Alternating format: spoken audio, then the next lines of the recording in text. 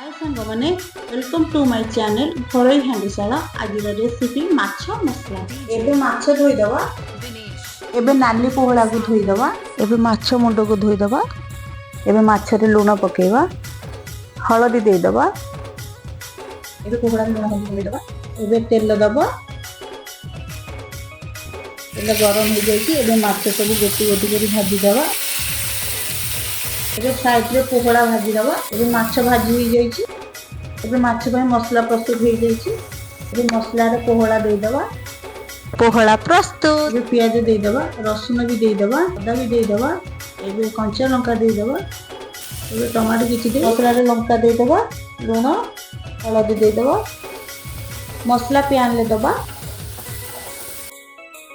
एबे माछ मसला रे पानी दवा।